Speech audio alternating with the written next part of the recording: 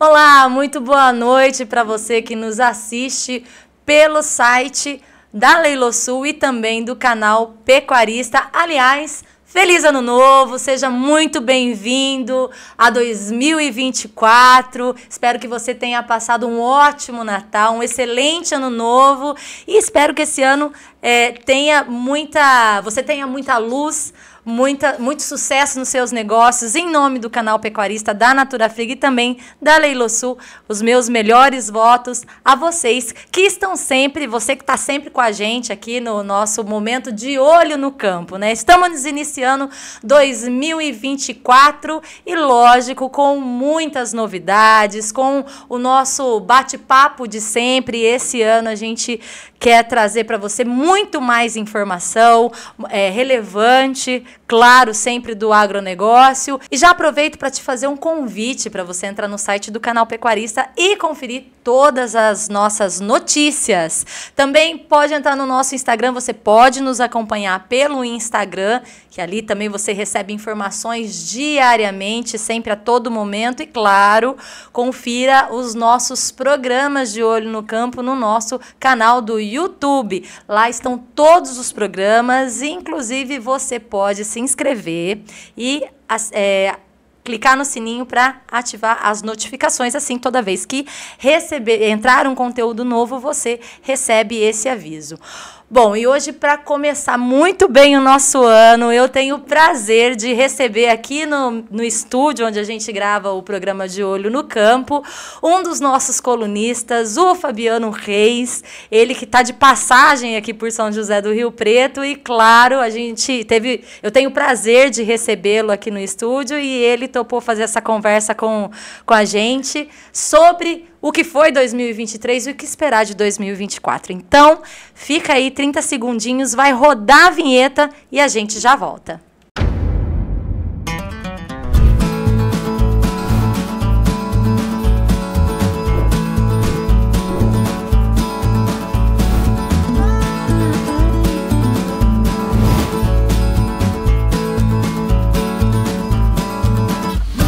De olho no campo. Oferecimento Natura Frig. Agora sim, de volta com o nosso convidado em estúdio, o Fabiano Reis, jornalista, analista de agronegócio do Canal do Boi, nosso parceiraço e nosso colunista da coluna de Olho no Mercado. Toda terça-feira você confere a coluna de Olho no Mercado com o Fabiano Reis. Fabiano, muito obrigada. É um prazer te receber aqui direto de Campo Grande para Rio Preto. Muito obrigada pela sua companhia. Obrigado a você, Melissa. É um prazer enorme estar participando hoje aqui. Uma boa noite a todos que nos acompanham também nesse podcast. E olha, falar de pecuária, falar do agronegócio é aquilo que nós fazemos e sempre traz resultados muito interessantes, né? Porque estabelece essa discussão entre as pessoas que estão dentro da cadeia produtiva, com os produtores rurais. Eu creio que isso é o que faz a pecuária ser melhor entendida por quem é do meio e também para aqueles que não fazem parte dela, pelo menos diretamente, porque consumidor quase todo mundo é. Exatamente, era uma das coisas que eu ia comentar com você, pegar esse gancho. Bom, primeiro que 2 jornalistas de agronegócio falando sobre agronegócio vai render.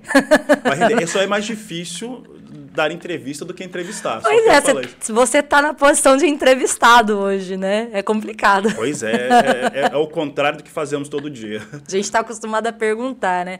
Mas sabe que você começou por você tocou num ponto muito importante que é assim, o agronegócio, ele está na vida de todo mundo, né? De quem trabalha diretamente e de quem consome, porque todo mundo consome leite, todo mundo consome pão, todo mundo consome arroz, todo mundo consome carne ou verdura. Não tem como fugir, né? Então, você acha que falta mais compreensão, às vezes, das pessoas sobre como funciona o agro? Sim, falta uma certa sensibilidade, mas essa questão também está muito relacionada a quem está no setor, nas diversas cadeias produtivas, complexos agroindustrial, no sistema como um todo. Porque ela fica até um pouco mais profunda se nós pensarmos, por exemplo, que você tem um setor farmacêutico que ele demanda produtos do agro. Boa parte dos medicamentos que são utilizados, eles são utilizados com base em alguma coisa desenvolvida no setor. A roupa também, que estamos vestindo. Exatamente, e também luvas, né, que vem da borracha, enfim. Exatamente. A área farmacêutica, ela mostra muito isso. Se pegar até as áreas médicas, nós vamos ter ali diversos produtos que têm origem animal. Sim. Produção animal, ou desenvolvido com algum tipo de oleaginosa, alguma tecnologia que veio do campo. Mas essa comunicação, ela tem melhorado nos últimos anos. Há uma percepção da população, não exatamente pela relevância que tem o agronegócio, mas muito também pelo que ela representa no crescimento, na economia brasileira, no PIB. Então, essa matriz econômica nacional, ela depende muito do agro. E quando eu falo agro, não é só quem está no campo, né? Não é só a produção rural. Eu falo também, ou principalmente, do setor industrial. Então, você tem cidades, aqui no interior de São Paulo, você tem diversas cidades que elas vivem do agronegócio. Do agronegócio. É o setor agroindustrial que mantém essas cidades pujantes, gerando emprego, gerando trabalho. E essa particularidade começou a ficar mais entendível pelas pessoas. Não é o melhor, ainda não é o melhor cenário que existe, mas é muito melhor do que aquele que nós tínhamos anos atrás. Eu quero voltar nesse assunto com você, mas eu acho que agora eu queria primeiro falar de mercado com você, porque o que foi 2023 foi um ano bem desafiador, porque a gente já começou 2023 com uma notícia que preocupou muitos pecuaristas, né? Que foi a vaca fake. E aquilo ali trouxe uma incerteza danada. E a coisa foi se ajeitando, né? Então eu queria discutir um pouco, falar um pouco com você sobre o que foi 2023 do ponto de vista da carne, do ponto de vista das commodities também, soja, a principal, né, que a gente tem, também vai na alimentação do gado, dos animais, que é a soja também. A gente teve um momento muito importante, né, Fabiano? Sim. Vou começar respondendo pela questão do gado, porque o pecuarista que está nos acompanhando sabe que 2023 foi o ano mais desafiador que já existiu. Eu não lembro, olha, o que eu vou falar assim, desde da crise de aftosa lá em 2005, 2006, eu não lembro de algo tão expressivo. Por quê? Nós já vínhamos de um cenário que mostrava a seguinte situação. A China, ela teve um boom de compra de carne bovina do Brasil por conta da peste suína africana. Isso ele ocorre no ano, o impacto disso aqui no Brasil ocorre em 2020, exatamente no ano de pandemia. Então, neste momento, nós começamos a exportar muito mais carne bovina, o volume começou a aumentar para a China. O ágio pago pelo boi preparado para a China, poxa, chegava a 30% do valor. Então, nós tínhamos ali um cenário nos primeiros lotes que eram sensacionais, tanto para a indústria exportadora quanto para os demais membros da cadeia produtiva. E esse cenário ele foi se mantendo. 21 foi assim. 22, nós já começamos a ver uma redução em relação ao que estava sendo comercializado. Agora, o motivo que isso ocorre, aquilo era previsível. Uma das previsibilidades era a China vai recuperar essa indústria de carne suína deles.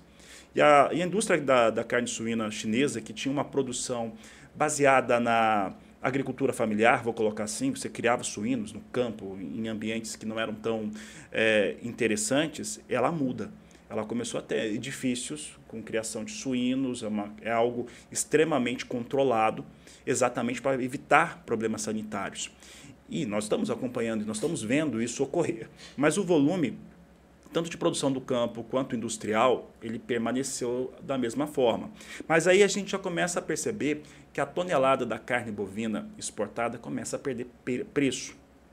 A gente ganhava no câmbio, né? Porque o câmbio estava favorável 5,20, 5,30. Então, quando nós convertíamos isso para reais, nós tínhamos uma situação melhor. Entretanto, estava caindo o valor em dólar. E aí nós finalizamos o ano de 2022, então é um pouquinho antes de 2023, já sabendo que nós tínhamos um cenário que era o seguinte. Essa situação que eu falei, ela já refletia em quem faz cria de animais. O que aconteceu? O preço de um bezerro que chegou no Mato Grosso do Sul, que é a praça de referência, a custar quase R$3.000, ele caiu para 1.200, 1.100. Caiu bastante. Caiu demais. Não, não estou comparando do começo do ano, mas sim do começo de 2020, o auge que ele teve até essa queda. Então, nós tivemos ali uma perda de valor muito grande em relação ao bezerro e ao gado magro também. Então, isso passou a ser desinteressante para quem trabalha com cria manter o trabalho com esses animais. E o que acontece? Nós já estávamos num cenário de ciclo, de fechamento de ciclo, e muitos pecuaristas que trabalham com cria começaram a mandar fêmeas para o gancho. Mas um volume realmente muito grande. Chegamos a ter 48%, 49% da composição dos abates no Brasil sendo nesse modelo. Teve meses que chegou a 49,3%. Então, isso é realmente muito alto. O que acontece quando nós temos um cenário como esse? A arroba da vaca compete com a arroba do boi. E aí, além de já estava tendo um volume maior de boi para abate, de bois para abate, por conta do fechamento de ciclo, nós começamos a ver uma despejo de fêmeas para matança. E o preço caiu. O preço pago ao produtor começa a despencar no final de 2022. E aí, quando nós entramos em 2023, já sabendo que é um final de ciclo, seria um ano desafiador, um ano complicado, e aí vem aquilo que eu chamo de vaca fake. Eu nunca chamo, o pessoal que lê a coluna nossa sabe exatamente que eu nunca trato como vaca louca, porque ela nunca foi louca. Nunca foi louca, ela exatamente. Nunca foi louca, né? Mas ela isso deu um baita susto no mercado, né? Assustou demais, né? Assustou demais porque nós estávamos com um cenário todo complicado no Brasil, ou novo. Vou colocar com o cenário novo, não falar que é complicado, mas nós estávamos entrando num governo novo, no qual o setor não acreditava e continua não acreditando muito. Então, havia muita insegurança nesse momento. E aí nós temos a vaca fake sendo declarada aqui no Brasil. O Ministério da Agricultura fez os trâmites que tinha que fazer mesmo, muito bem feito, foi profissional, teve inclusive a colaboração, uma conversa com a agora senadora pelo Mato Grosso do Sul, Tereza Cristina, que foi ministra da Agricultura durante o governo anterior.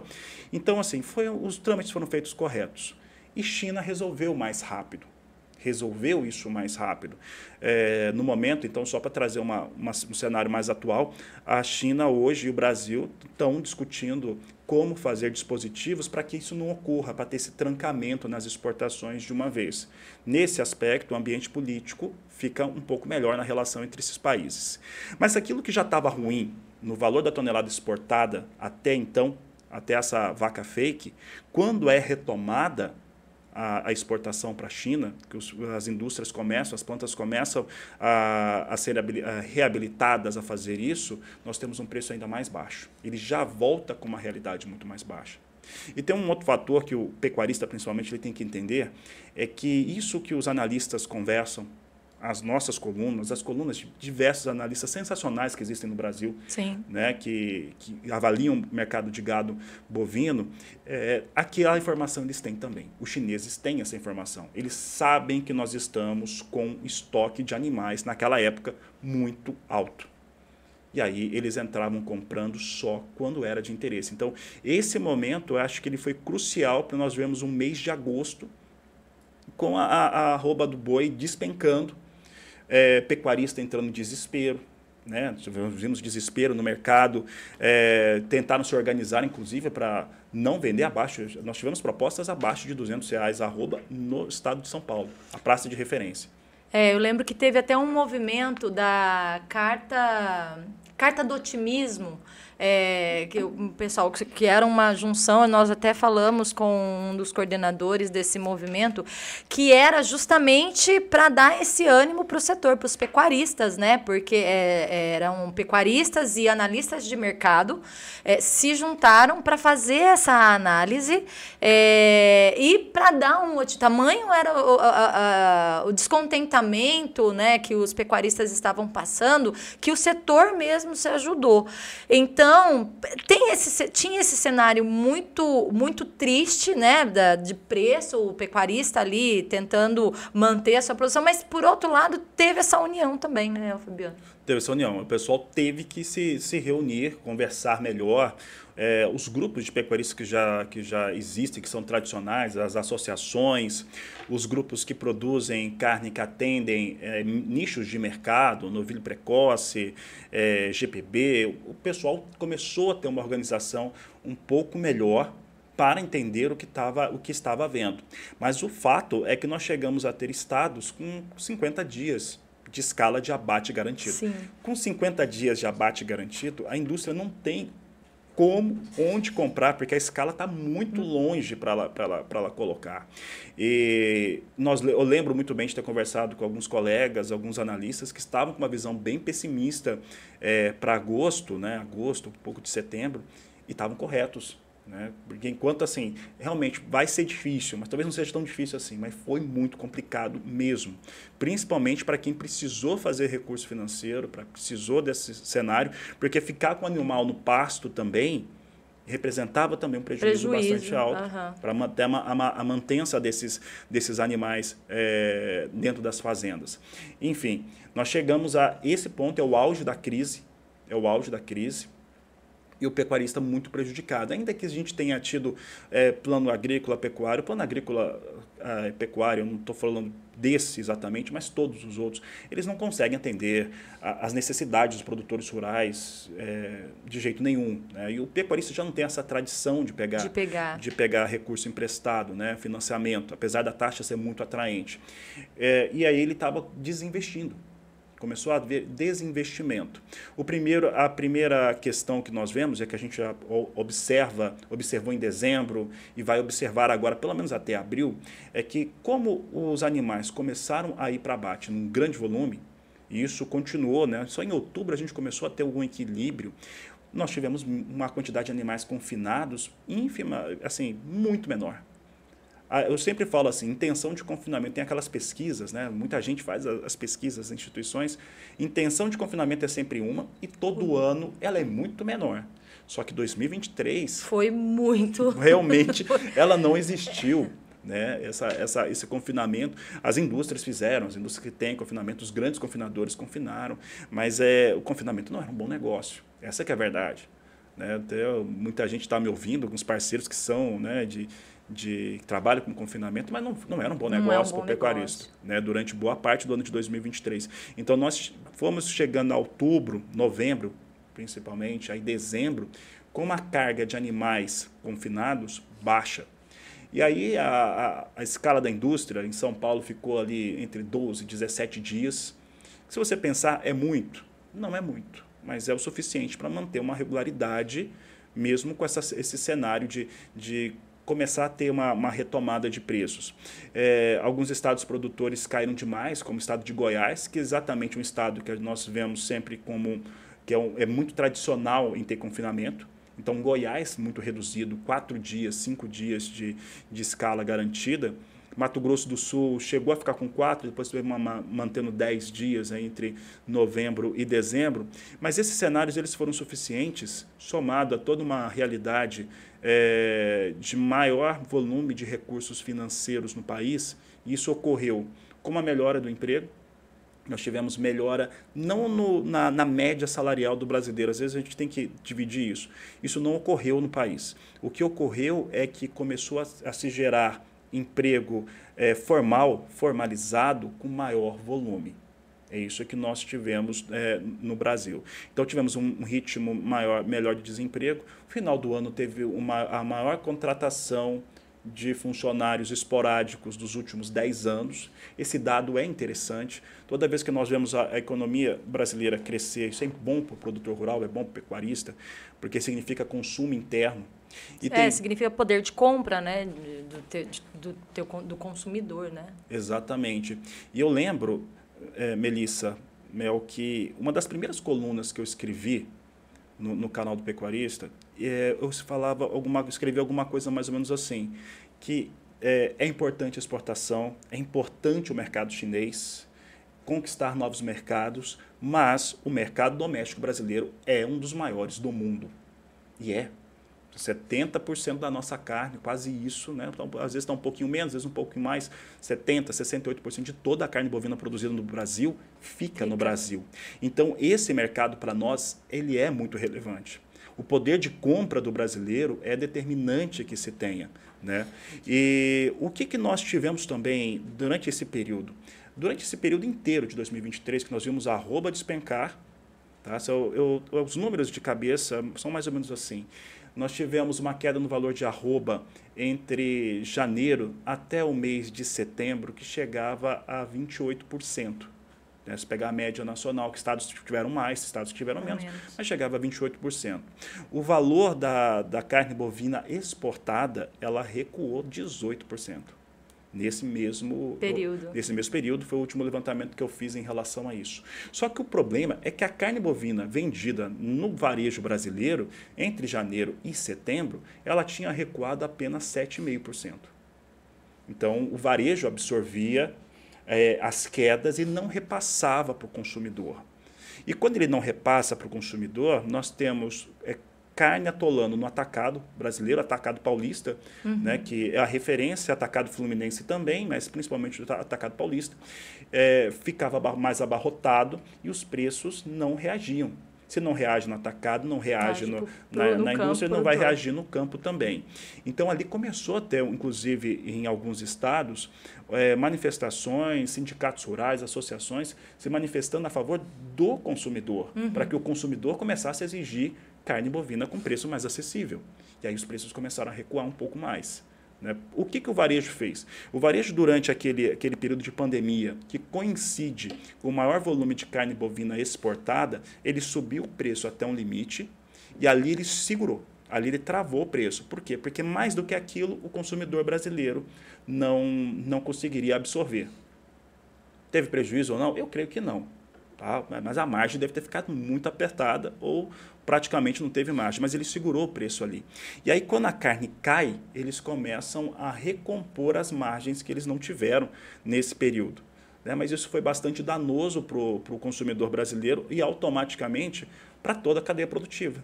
Nós poderíamos estar vendo essa recuperação de consumo, que nós estamos vivendo uma recuperação de consumo também no Brasil, isso é extremamente relevante. Quanto melhor for o poder de compra do brasileiro, melhor é para o pecuarista. E ela poderia ter começado um pouco antes. Poderia ter começado, sim, um pouco antes, estar consumindo mais, estar abatendo mais, ou seja, geração de emprego. Então, isso faria com que a coisa andasse melhor. Mas, enfim, foi mais ou menos dentro dessa lógica, dessa ótica. E chegamos aí ao mês de dezembro, com escalas de abate mais baixas e com os valores negociados no mercado futuro, janeiro, fevereiro, chegando até abril, maio, nós estamos vendo valores bem interessantes. Então, a pecuária nos traz hoje, para o pecuarista brasileiro, um cenário de oportunidade. Era uma coisa que não estava ocorrendo, porque aqueles bois que ele comprou lá com preço altíssimo, que o bezerro custava quase 3 mil, isso acabou. Ele já não tem mais esse bezerro, ele já está abatendo animais no qual ele adquiriu o bezerro, o gado magro, com preços muito mais baixos. Então, o custo dele já ficou menor. Então, quando ele vender a 254, 258 em março, que é o que, se ele travar preço agora, pode acontecer, ele pode ter essa oportunidade, ele já vai ter uma margem bem interessante. O importante também, até para o pecuarista, claro que assim, é ótimo ver o arroba em 320, para quem é pecuarista, lógico, né? Para quem é frigorífico, talvez não seja. Talvez não seja. Mas é ótimo ver a 330, 320, 300 reais. Mas o mais importante do que isso é eu saber exatamente o quanto que eu gastei para produzir e por quanto que eu vendi. Porque às vezes você está vendendo por 320 e tendo um custo lá em cima. Né? Quando nós vimos a arroba 300 e quase 330 reais, era um momento que nós não tínhamos animais disponíveis, não tinha pasto seco, né? E quem tinha estava terminando na boia, estava terminando no coxo animal. Então estava dando milho, farelo de soja, que são produtos mais caros, e aí o custo dele ficou mais alto também. É inegável que isso fique. Então, o pecuarista tem que focar na margem, na margem de rentabilidade dele. Quanto mais larga ela for, melhor. Ainda que esse valor não seja R$300, seja 250, 260. Mas, enfim, O pecuarista hoje tem uma oportunidade de negociar melhor o seu produto e, ao contrário do que acontece todo ano, mês de janeiro é um mês assim de ressaca. Né? O pessoal gastou demais em dezembro, consumiu demais em dezembro. E tem as contas de janeiro também, as Tem. famosas, né, contas de janeiro que são fixas, que não tem como você fugir. E essa queda em janeiro é comum para todos os setores, né? Todos os setores sofrem um pouco com o mês de janeiro, o início do ano, né? A ressaca econômica, ela vem de um momento de um auge de consumo. Só essa questão de estar perto de Natal, de Ano Novo, o pessoal já gasta mais. Já gasta mais. Então, ela vem de uma ressaca e tem uma queda total. Isso acontece, inclusive, com carnes, com carne bovina. Janeiro de 2024, quando nós olhamos o mercado futuro que foi negociado em dezembro, que foi negociado em novembro, nós não vamos ter isso. Nós vamos ter preços firmes para o mês de janeiro. Então, a expectativa inicial é essa. O mercado físico, claro, ele pode apontar outros momentos, mas quem já tinha travado em novembro, dezembro, fez bons negócios. Ele conseguiu vender com valores melhores do que novembro e muito parecidos com o de dezembro. Então, em janeiro de 2024, positivo para a pecuária bovina brasileira, em todos os seus elos de cadeia produtiva. É um cenário que deve chegar, pelo menos até abril, maio, nós devemos ver esse movimento, né, com os valores firmes, com pequenos ganhos. É importante lembrar que essa história de que alguém escreve, né, disparou o preço, boi, sei lá, né, o preço foi nas alturas, isso não existe mais, isso é muito improvável que ocorra. E é perigoso, inclusive, quando alguém escreve isso e coloca no mercado, essas disparadas, porque não é uma disparada, é um ganho pequeno, é uma recuperação de preços, é um reposicionamento, né, de valores. Ao mesmo passo, a gente deve continuar vendo o valor da tonelada da carne bovina exportada mais baixo. Ela está caindo, caiu muito em 2023 frente a 2022, vai cair menos em 2024, né, e aí tem que defender o valor dessa tonelada, porque ela tem realmente recuado muito nos últimos 16 meses. E tem um outro fator também, que você falou que 2024 ele começa, né, com um certo muito melhor do que 2023, né? Mas é muito melhor, mas ainda assim com um respiro, mas ainda assim com um olhar de atenção, né? Tem que tentar manter esses preços por causa da margem. O que a gente sentiu também em 2023 é que, além de todo esse cenário complicado que já vinha de 22 para 23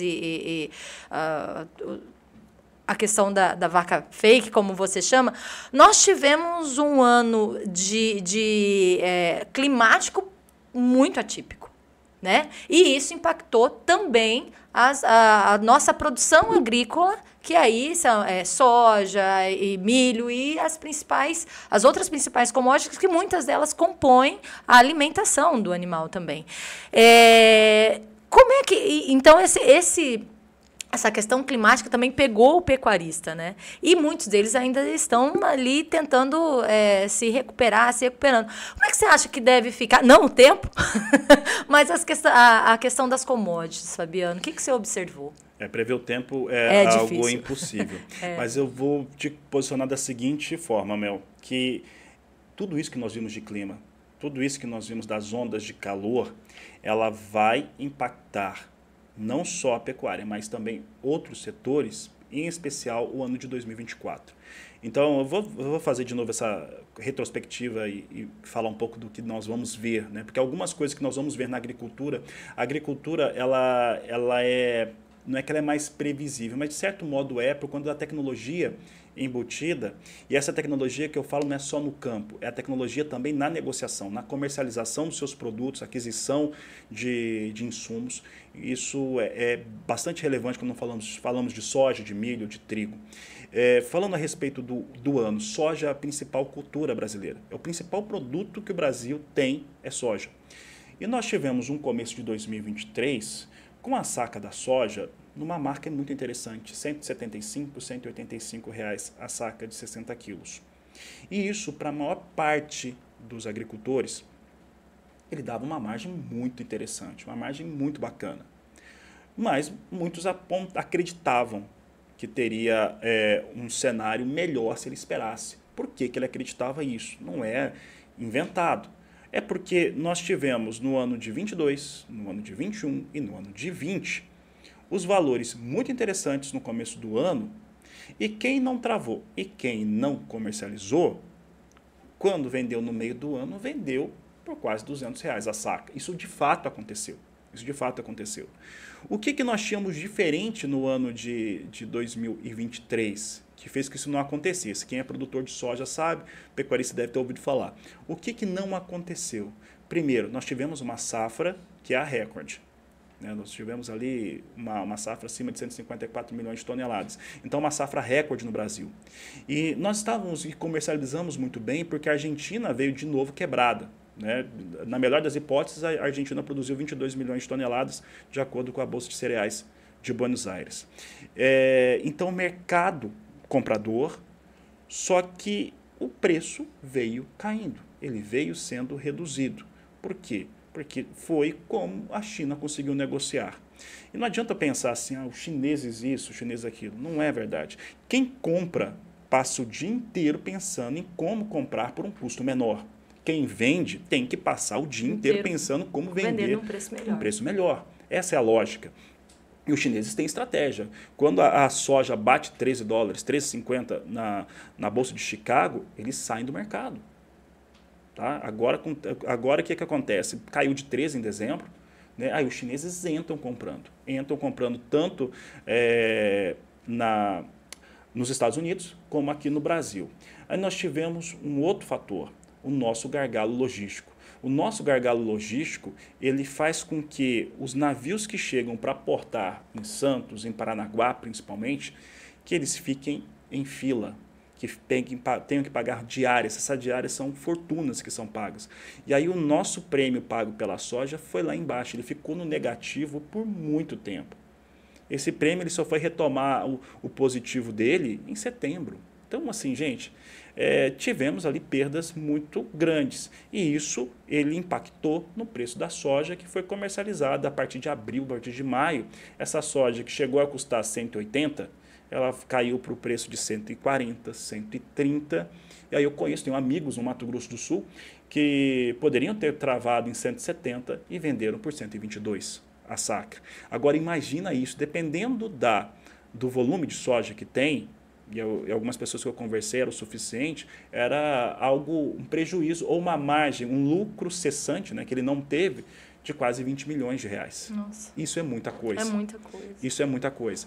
Então, essa questão da comercialização, né, de como travar e saber quanto que está o custo, é relevante. O agricultor sabia, ele tomou uma decisão de risco, essa decisão de risco trouxe isso. Entretanto, durante o ano inteiro, nós tivemos, de 23, nós tivemos janelas de oportunidade. Soja subindo, chegando a $14 e pouco em Chicago, dólar aqui no Brasil por volta de R$5 é uma beleza. Aí o pessoal que está de olho no mercado conseguiu vender essa soja. Mas aí nós tivemos, então, sim, esse problema. Aí a questão do clima. O clima fez com que, 15 de setembro, nós tivemos na maior parte do país, nos grandes estados produtores, entre 10 de setembro até o dia 30 de setembro, o fim do vazio sanitário da soja. Então, dia 11, dia 16 ou 1º de outubro, estava liberado para fazer esse cultivo. Nós tivemos até chuvas em alguns estados importantes de produção. Goiás, Mato Grosso do Sul teve chuvas nesse momento. Só que essas chuvas não se mantiveram. Elas foram muito irregulares. De tal forma que o estado do Mato Grosso tem necessidade de replantio em quase todo o estado. Isso significa que a soja, que já tinha um custo em sacas muito alto, ele ficou com um custo muito maior. Imagino que para quem arrenda a área fica inviável fazer o replantio dessa soja. E esse fator de estar atrasado, e o atraso veio durante o desenvolvimento da lavoura, ele faz o seguinte: a soja ela não suporta estresse hídrico, ela é mais exigente em relação à água. Se você estiver plantando milho, o milho consegue suportar um estresse muito maior. Quem é do campo sabe disso. Agora a soja não. A soja precisa de água. Na verdade, a soja, a gente costuma dizer que quando nós exportamos soja, de certo modo, nós estamos exportando água. Porque a soja, ela vai, né, ela tem ali uma oleaginosa, né, então ela tem ali uma capacidade de água muito forte. E uma necessidade, né, uma capacidade e uma necessidade de absorção de água. E aí, se não tinha a caixa d'água do solo adequada, perde a soja, perde aquela semente. Então, prejuízos de todas as formas. E as pessoas foram segurando para fazer o plantio. Foram segurando. Isso significa o quê?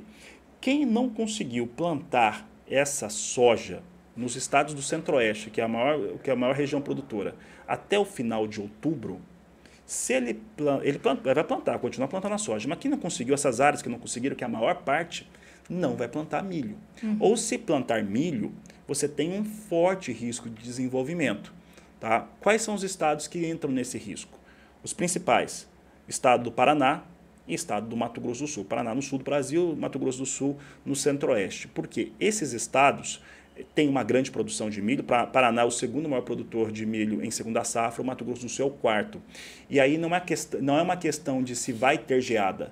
A questão é quando será a geada. Geada vai ter. Nós vamos ter geada nesses estados. São Paulo, Minas Gerais, a mesma coisa. Ainda que as produções não sejam com a mesma expressão que tem no Mato Grosso do Sul e no Paraná, ele tem é importante para que você consiga manter essas indústrias, essas agroindústrias de frango, de suínos, entre tantas outras, com um custo de produção menor.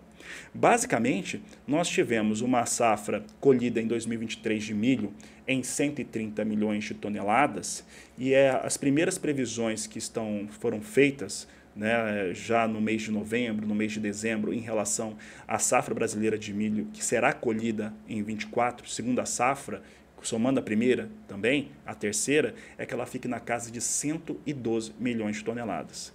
Então, o primeiro impacto que nós vamos ver desse cenário que aconteceu todo na agricultura, na pecuária e nas cadeias produtivas integradas, frango, suíno, peixes também, a gente estava conversando antes de começar aqui o podcast, é que o custo de produção fica mais alto. O custo de produção será mais alto porque o milho vai ser mais escasso e todo esse clima ruim que a gente teve, nós tínhamos um potencial de safra de soja no começo da lavoura de 164 milhões de toneladas. As estimativas mostram que se colher 150 milhões de toneladas será um ótimo negócio. Então, vem com quebra a safra brasileira, não vai produzir aquilo tudo, então o farelo de soja fica mais caro e o milho fica mais caro. E aí quem produz soja pode perguntar, e como é que fica o preço da soja internacional? Então sobe. Em teoria seria isso, mas a gente tem que olhar para a América do Sul inteira. Se a Argentina, que eu disse que vai colheu em 23, 22 milhões de toneladas, em 24 eles estão com a expectativa de colher 50 milhões de toneladas, porque o El Niño lá traz um resultado melhor do que aquilo que eles estavam vendo até então. Fabiano, eu estou adorando o nosso papo, só que a gente tem um tempo limitado, mas não posso deixar de fazer essa pergunta. O Brasil, esse ano, 2023, a gente ainda está preso lá, né? A gente viu alguns mercados se abrindo, né, internacional para o Brasil. Você acha que em 2024 a gente vai avançar nessas negociações? A gente tem condições de abrir mais mercados? Quer dizer, condições a gente tem, porque a gente sabe que o agronegócio brasileiro ele é forte, ele é pujante. E o produtor faz a lição de casa bem feita, ele produz com qualidade, ele tem competitividade fora da porteira, para dentro da porteira, né? O que a gente sempre diz. Mas assim, você acha que a gente avança em aberturas de mercado, conquistar novos mercados, ou até a gente potencializar o que a gente já tem para os mercados onde a gente já é consolidado, onde a gente já vende?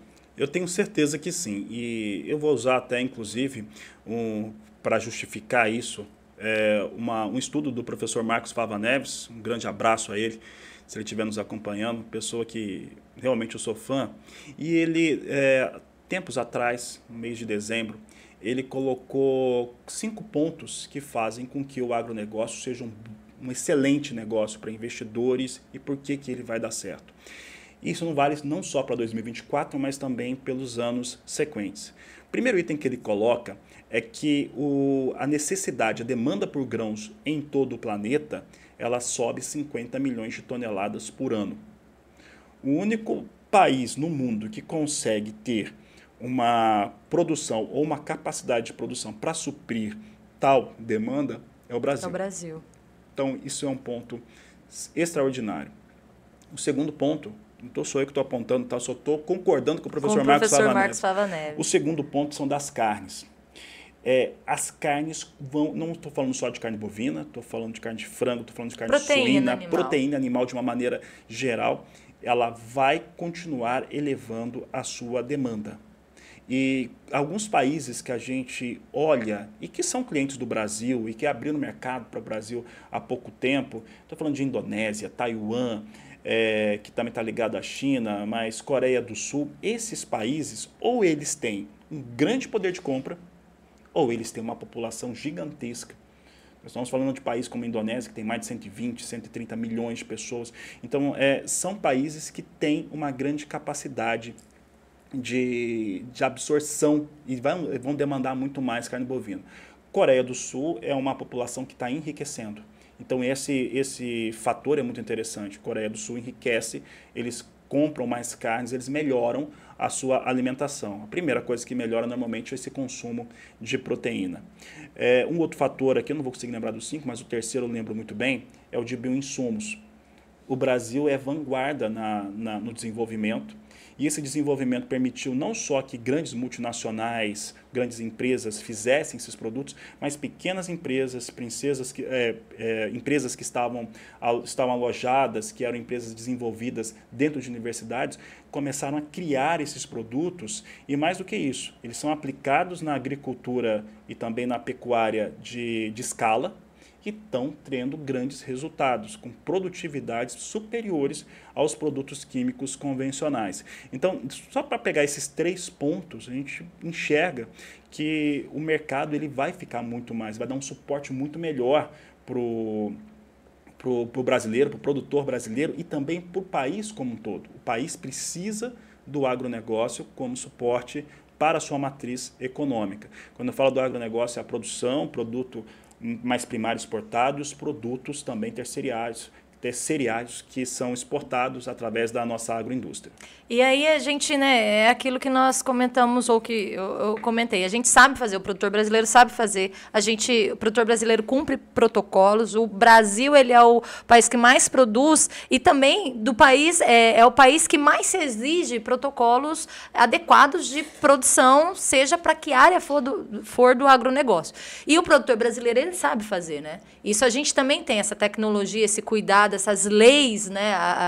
Esse olhar ambiental que o mercado nos exige, o produtor brasileiro tem.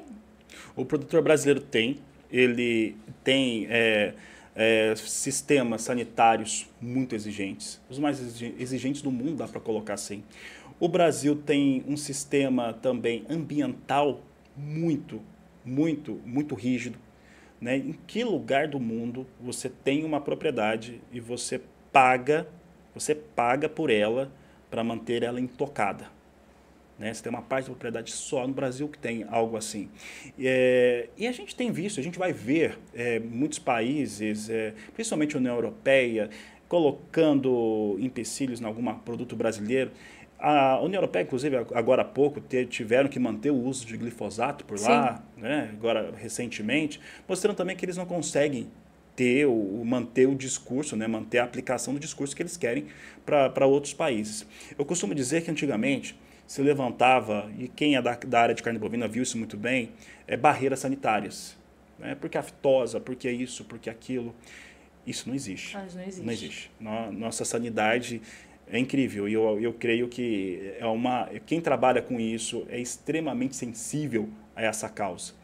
Agora, nós estamos vendo mais recentemente as barreiras ambientais. Estão tentando levantar barreiras ambientais ou barreiras sociais também. Né? As barreiras sociais é dizer assim, aquela área era indígena. Sim. Para tentar comover as pessoas, até porque a questão ambiental não comove tanto assim quem consome esses produtos. Mas essas barreiras ambientais elas vão sendo criadas e o que é mais interessante é que o Brasil, as instituições de representação, aí eu coloco todo mundo, às vezes você esquece de alguém, mas CNA, a BAG, a BIEC, todas as associações, claro que não vou conseguir citar todo mundo, elas conseguem ter e comprovar, porque nós fazemos isso. Então a grande questão é comprovar que faz. E mais do que isso, antes da crítica vir, eles já estão conseguindo se posicionar em relação a essa postura do produtor rural brasileiro, né, que está muito ligado à produção rural, mas consegue se posicionar antes, e isso tem garantido a gente pular essas barreiras que alguns países, principalmente a União Europeia, países que pertencem à União Europeia, tentam impor ao Brasil. Tá certo, Fabiano. Infelizmente, nosso tempo tá acabando, mas assim, a gente ficaria aqui falando um monte de coisas e um monte sobre, no bom sentido, né, sobre o agro brasileiro. Tem muita coisa para a gente falar, explorar. Então, assim, quando der, por favor, vamos retomar esse assunto, porque quem está em casa, quem está nos assistindo, nos acompanhando, seja pelo site da Leilosul, seja pelo canal Pecuarista, eu tenho certeza que está falando assim, mas já acabou? Tem que acabar. Já acabou? Não, vamos falar mais. Ó, se você quer que o Fabiano fale sobre algum tema, sentiu falta, deixa ali nos seus comentários, ele volta. Sempre volta, o Fabiano é da casa. Fabiano, mais uma vez, muito obrigada por estar com a gente aqui nesse momento, por dispor desse tempo para bater um papo com o nosso telespectador, com o nosso pecuarista que nos acompanha. E sucesso em 2024. Que venham mais prêmios, porque, aliás, Fabiano Reis é muito premiado, um dos mais premiados dentro do agronegócio, jornalista reconhecido, Fabiano Reis, e é parte do nosso time do canal Pecuarista. Muito obrigada. Obrigado a você, Melissa. É um prazer participar do canal Pecuarista, já tem alguns anos, né? E o tempo passa rápido. O tempo passa rápido, é sensacional. E mando um abraço a todos que nos acompanham no canal Pecuarista, na Leilosul, e estamos aí durante todo o ano e conversando sobre pecuária, sobre agricultura. Estou com o produtor rural, estou com aquele que trabalha para o agronegócio. Muito obrigado. Toda terça-feira tem a coluna do Fabiano. Acho que você está com a gente desde o início do lançamento do site. Desde o início. Desde o início do lançamento. Muito obrigada, Fá. E você que nos acompanhou até agora, obrigada pela sua companhia. Tenha bons negócios e a gente se vê no próximo programa. Até mais!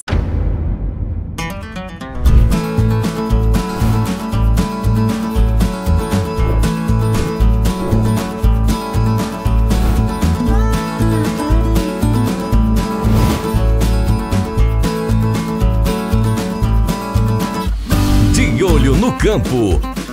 Oferecimento Natura Frig.